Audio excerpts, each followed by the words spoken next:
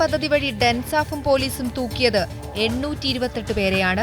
June 1 മുതൽ July 18 വരെ കോഴിക്കോട് ജില്ലയിൽ മാത്രം 804 കേസുകളാണ് റിപ്പോർട്ട് ചെയ്യപ്പെട്ടത്. ഒരു ദിവസം 56 കേസുകളും 57-ലധികം പ്രതികൾ വരെ പിടിയിലായിട്ടുണ്ട്.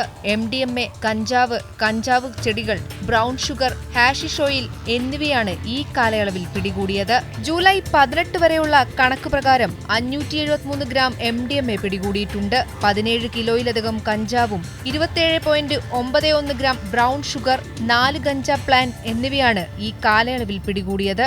ഇതര സംസ്ഥാനത്തു നിന്നുൾപ്പെടെയുള്ള ലഹരിയൊഴുക്ക് തടയാൻ പഴുതടച്ച സംവിധാനമാണ് തൂഫാന്റെ ഭാഗമായി ക്രമീകരിച്ചിരിക്കുന്നതെന്ന് city police commissioner AP Shoukath Ali പറഞ്ഞു. ഇതര സംസ്ഥാനത്ത് നിന്ന് ഞങ്ങൾക്ക് കോഴിക്കോട് നഗരത്തിലേക്ക് പ്രത്യേകിച്ച് നർക്കോട്ടിക് ഡ്രഗുകൾ വരുന്നത് ചില നമ്മുടെ അയൽ സംസ്ഥാനങ്ങളിലെ ചില പട്ടണങ്ങളിൽ നിന്നാണ്, നഗരങ്ങളിൽ നിന്നാണ്.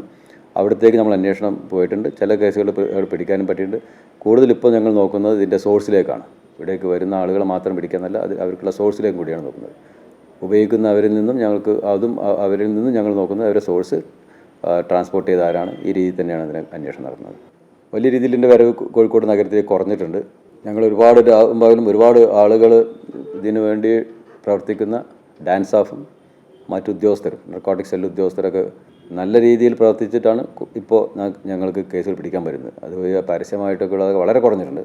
100% ക്ലിയർ ആയിട്ടുണ്ടെന്നുള്ളതല്ല, വലിയ രീതിയിൽ കുറഞ്ഞിട്ടുണ്ട്. കഴിഞ്ഞ ദിവസം പയ്യാനക്കലിലെ ജിം കേന്ദ്രീകരിച്ച് നടന്ന ലഹരിയിടപാടിൽ 3 പ്രതികളെയാണ് പിടികൂടിയത്. ഈ ലഹരിയിടപാട് ജിമ്മുകളെയും മറ്റു ഫിറ്റ്നസ് സെന്ററുകളെയും സംശയത്തിന്റെ മറയിലാക്കിയിരുന്നു. ഇതിനിടെ പാളയത്ത് 38-കാരന്റെ കൊലപാതകത്തിന് പിന്നിൽ ലഹരി മാഫിയ എന്ന കുടുംബത്തിന്റെ ആരോപണം ആശങ്കകൾക്കും വഴിവെച്ചിട്ടുണ്ട്. അമൃത ന്യൂസ്, കോഴിക്കോട്.